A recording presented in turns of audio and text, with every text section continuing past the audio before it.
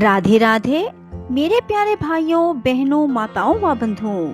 आज कार्तिक महीने के कृष्ण पक्ष की अष्टमी को मैं आपके लिए लाई हूँ अहोई अष्टमी व्रत कथा। बंधुओं, यदि आपने हमारे चैनल को अब तक सब्सक्राइब नहीं किया तो जरूर करें और बेल आइकन दबाना ना भूलें ताकि आपको हमारी आने वाली सभी वीडियोस की जानकारी सबसे पहले हो सके। बंधुओं, अहोई अष्टमी का व्रत महिलाएं अपने बच्चों की लंबी उम्र, संतान सुख और उनकी समृद्धि के लिए रखती हैं। बंधुओं, अहोई अष्टमी को दोपहर में 12 बजे के बाद कथा सुनी जाती है और शाम को तारे देखने के बाद अर्घ दिया जाता है और फिर महिलाएं अपना व्रत खोलती हैं। बंधुओं, दोपहर 12 बजे के बाद दीवार पर अहोई अष्टमी की एक तस्वीर लगाएं या फिर अहोई अष्टमी का कैलेंडर बाजार में मिलता है वह लगाएं और फिर लकड़ी के पाटे पर एक जल का भरा हुआ लोटा रखें और एक प्लेट में थोड़ी सी कनक और गुड़ और दक्षिणा रखें। रोली का तिलक रखें, थोड़े से चावल रखें। बंधुओं, फिर चांदी की अहोई जो आपने बनवाई हुई है उसे अपने गले में डालें।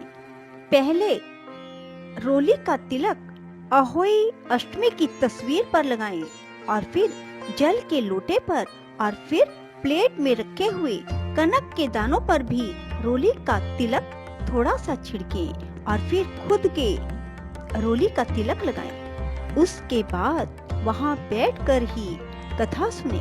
जल के लोटे पर जब तिलक लगाएंगे तो साथ ही या तो मीठी मट्ठी या फिर पूड़े या फिर कोई भी मिठाई अहोई अष्टमी की तस्वीर के सामने रखें। कथा सुनते समय हाथ में गेहूं के दाने जरूर लें और थोड़ा सा गुड़ लें और फिर कथा सुने। कथा सुनने के बाद अहोई जो कि आपने चांदी में बनवाई हुई है उसे अपने गले में पहन लें।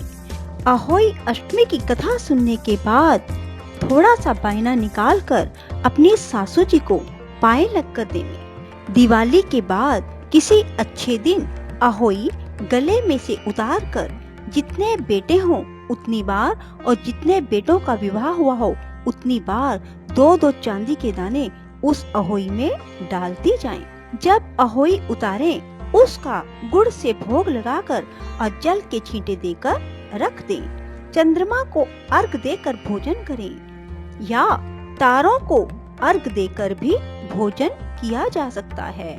बंधुओं, अहोई अष्टमी के दिन ब्राह्मणों को पेठा देना बहुत ही जरूरी है। यह अहोई अष्टमी का व्रत छोटे बच्चों के कल्याण के लिए किया जाता है।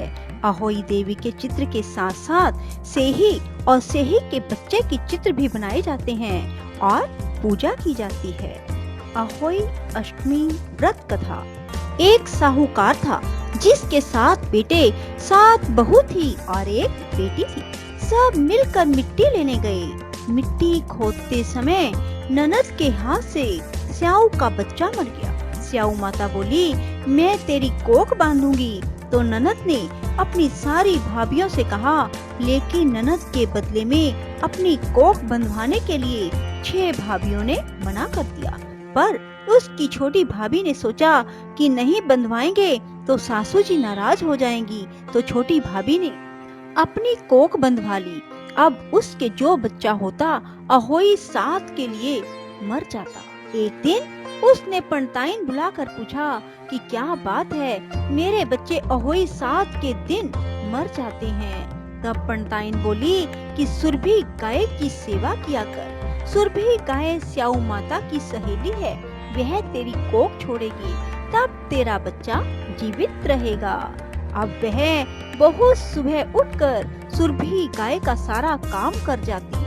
गौ माता ने सोचा कि आजकल कौन मेरी इतनी सेवा करता है, मेरी बहुएं क्या करेंगी, वे तो लड़ाई करती हैं। आज देखा जाए कि कौन सारा काम करता है। गौ माता ने सुबह उठकर देखा कि एक साहूकार के बेटे की बहू है जो सारा काम कर जाती है। गौ माता बोली कि तुझे किस चीज की इच्छा है जो तू मेरा इतना काम करती है, मांग, क्या चीज मांगती है। तब साहूकार की बहू बोली, मुझे वचन दो। गौ माता ने उसे वचन दिया। तब साहूकार की बहू बोली कि स्याऊ माता तुम्हारी सहेली है और स्याऊ माता के पास मेरी कोख बंधी हुई है, उनसे मेरी कोख छुड़वा दो।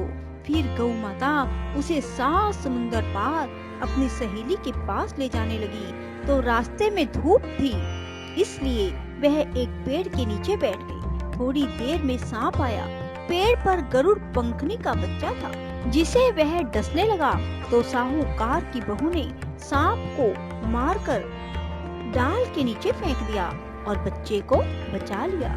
गरुड़ पंखनी आई, आकर साहूकार के बेटे की बहू को चोंच मारने लगी। तो साहूकारनी बोली कि मैंने तेरा बच्चा नहीं मारा, सांप तेरे बच्चे को मार रहा था, मैंने तो तेरे बच्चे को छिपाया है।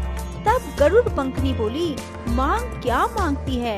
वह बोली, 7 समुंदर पार स्याऊ माता रहती है, हमें तो तुम उनके पास पहुंचा दो। गरुड़ पंखनी ने अपनी पीठ पर बैठाकर दोनों को स्याऊ माता के पास पहुंचा दिया। स्याऊ माता बोली, आ बहन, बहुत दिनों बाद आई हो। स्याऊ माता बोली, मेरे सिर में बहुत जूं हो गई हैं। तो गौ माता बोली, मेरे साथ जो है इससे जूं निकलवा लो। तो साहूकार की बहू ने उसकी सारी जूं निकाल दी। स्याऊ माता बोली, तूने मेरी बहुत भलाई की है, तेरे 7 बेटे 7 बहू हो। बहू बोली, मेरे तो एक भी बेटा नहीं, 7 बेटे कहाँ से होंगे। स्याऊ माता बोली, क्यों नहीं होंगे। तब वह बोली, मुझे वचन दो। तो स्याऊ माता बोली, वचन ये वचन, वचन उक्तो धोबी कुंड पर कंकरी हो। वचन ये वचन, वचन उक्तो धोबी कुंड पर कंकरी हो। जब साहूकार की बहू बोली, मेरी कोख तो तुम्हारे पास बंधी है। तब स्याहू माता ने कहा, तूने तो मुझे ठगा है, मैं तेरी कोख खोलती तो नहीं, लेकिन अब खोलनी पड़ेगी। जा, तेरे घर में तुझे 7 बेटे और बहुएं मिलेंगी। तू 7 उजमन करियो, 7 अहोई माता, 7 मांडिया, 7 कढ़ाई करवाइयो। वह घर गई, देखा वहाँ पर 7 बेटे बहू बैठे हैं, बहुत धन हो रहा है।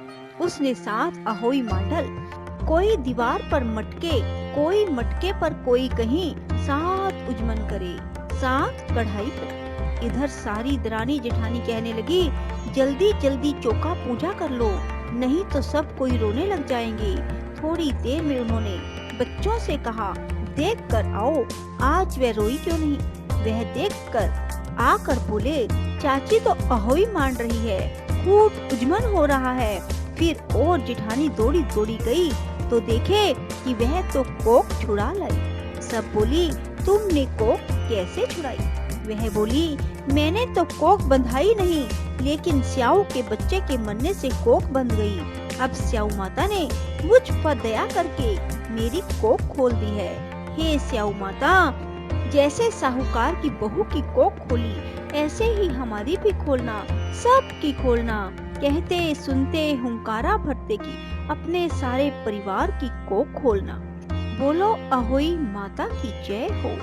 बंधुओं, अहोई अष्टमी की इस कहानी को सुनने के बाद विनायक जी की कहानी अवश्य सुने। एक विनायक महाराज थे, चुटकी में चावल और कुलिया में दूध लिए फिरे। कोई मेरी खीर बना दो, कोई मेरी खीर बना दो, सब से कहते फिरे, परंतु किसी ने उनकी खीर ना बनाई। सब ने मना कर दिया। जरा से चावल, थोड़ा सा कुलिया में दूध लिए घूम रहा है, इससे कोई खीर बनती है। फिर वह एक बुढ़िया के पास पहुंचा।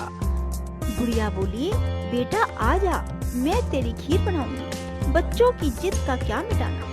बुढ़िया छोटा सा लोटा लेकर आने लगी और कहने लगी, ला बेटा, इसमें डाल दे।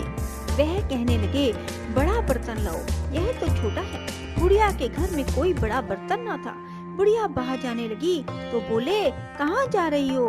बेटा, बर्तन मांग के लाऊं। विनायक जी महाराज बोले, देख, तेरे घर में अंदर बड़े बड़े बर्तन रखे हैं, तू चिंता मत कर। अंदर जाकर जब बुढ़िया माँ ने देखा दूध से भरे बड़े बड़े भिगोने और कुएं भरे पड़े हैं, चावलों से परात भरी पड़ी है, बुढ़िया माँ खुश हो गई। बुढ़िया ने चूल्हा जलाया, खीर बनाने लगी। बुढ़िया माँ ने खूब अच्छी खीर बनाई, फिर कहने लगी, श्री कृष्ण को बुला लाओ। बुढ़िया तो लड़के श्री कृष्ण को बुलाने गई। पीछे से बुढ़िया की बहू ने किवाड़ के पीछे बैठकर खीर खा ली। चुटक विनायक जी को बुढ़िया आवाज लगाती रही। आवाज लगाते लगाते बुढ़िया पहाड़ों पर चढ़ गई। कहने लगी, आ बेटा खीर जिम ले। चुटक विनायक जी बोले, बुढ़िया मैंने तो खीर खा ली। बुढ़िया कहने लगी, बेटा तूने कब खाई? बनकर तो अब तैयार हुई है, मैं तो बनते के साथ ही बुलाने के लिए आ गई। चुटक विनायक जी बोले, जब तेरी बहू ने किवाड़ के पीछे बैठकर खाई थी। बुढ़िया ने बहू से पूछा, बहू तूने खीर खाई थी? बहू ने कहा, खीर निकल रही थी, मैंने विनायक का छींटा लगाकर मीठा चखने के लिए खा ली। बुढ़िया को इस बात का बड़ा दुख लगा। विनायक जी से बुढ़िया बोली, अब क्या करूं? वह बोले, सारे पड़ोस में खूब बांट। बुढ़िया ने सारे पड़ोस में खूब खीर बांटी। सब कहने लगे, थोड़ा सा दूध व चावल थे, फिर भी बुढ़िया ने इतनी खीर बना दी, इतनी बांट दी। अगले दिन फिर चुटक विनायक जी आए, कहने लगे, कोई मेरी खीर बना दो, कोई मेरी खीर बना दो। सब कहने लगे, मैं बनाऊं, लाओ मैं बनाऊं। चुटक विनायक जी ने कुलिया का दूध और चुटकी भर चावल से वह दे दिए। वह बोली, ये तो थोड़ा सा ही है। अब वह तो हिरस बना रही थी, अर्थात अहंकार में बना रही थी, लालच में बना रही थी। बुढ़िया ने तो प्रेम से बनाई थी। जब उन्होंने खीर बनाई वह जल गई, खराब हो गई। इसीलिए लालच किसी को नहीं करना चाहिए। बुढ़िया का तो घर भी महल बन गया, खूब धन हो गया। उनके घर में कमी आ गई। जैसे विनायक बाबा ने उस बुढ़िया का भला किया, सब किसी का करियो। जय चुटक विनायक जी महाराज की जय हो। राधे राधे, जय श्री कृष्णा। बंधुओं, यदि आपको हमारी वीडियो पसंद आए तो इसे लाइक करें और शेयर भी जरूर करें। धन्यवाद।